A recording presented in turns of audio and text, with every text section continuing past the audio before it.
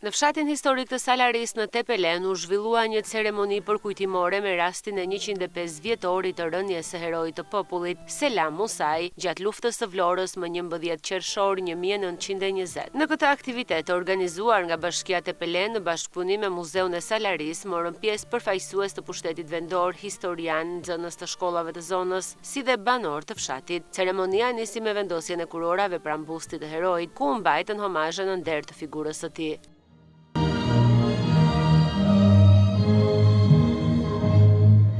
Salaria sot nuk është vetëm i thjesht një vend në hartë. Salaria sot është zemra e Shqipërisë, sepse këtu ka lindur një hero dhe këtu rron për jetë kujtimi i tij. Ne kemi një detyrë, të ruajmë kujtimin e tij. Jo me fjalë, por me vepra, në qytetari, në dashurim për vendin. Në emër të Bashkisë Tepelen, qytetarëve që unë përfaqësoj, përkulem me nderim për veprën e pavdekshme të heroit të popullit Selam Musaj. Lavdi të përjetshme heroit ton. Lavdi Shqipërisë që kujton dhe përkujton bitë vet. Selam Musaj nuk luftoi në luftën e Vlorës. Selam Musaj luftoi kundër çdo pushtuesi. Salariotët të cilët luftuan kundër çdo pushtuesi. Kurveleshi, Labëria dhe gjithë shqiptarët, ata të cilët morën rokën e armët, luftuan kundër çdo pushtuesi. Kundër osmanëve, më pas kundër grekëve, në fund kundër italianëve.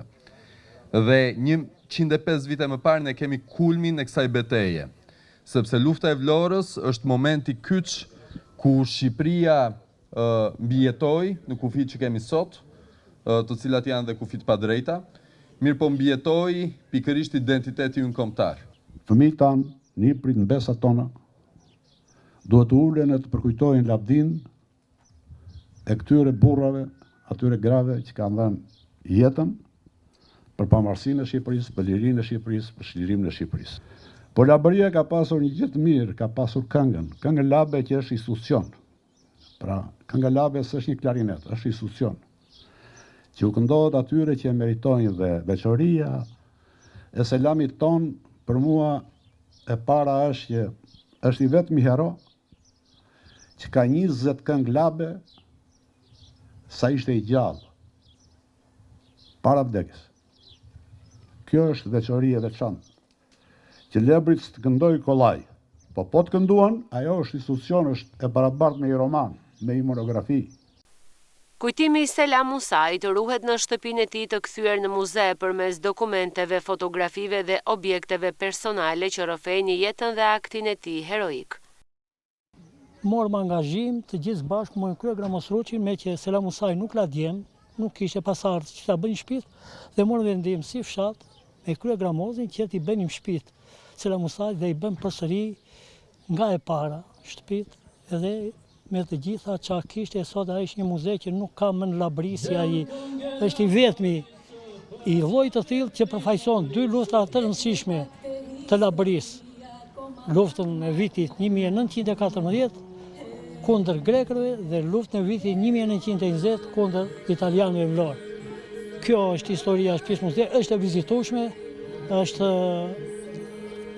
interesante sepse vinë breziri, që nuk ka lidhje me Salarin, që nuk ka lidhje me Labërin, dhe ndihen krenar që me tërmend dhe Shqipëria ka gjëra të tilla që ata thonë bota nuk i ka.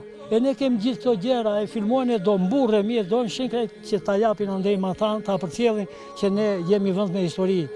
105 vite pas rënies së tij, kujtimi i Selam Musajt vijon të jetojë gjallë në zemrën e komunitetit që e lindi dhe përcolli drejt pavdekësisë në Salari, aty ku historia flet me zë të fortë. Një herazi përkujtohet edhe mesazhi që ai la pas, se liria nuk durohet, por fitohet me guxim, sakrificë dhe dashuri për atë dheun.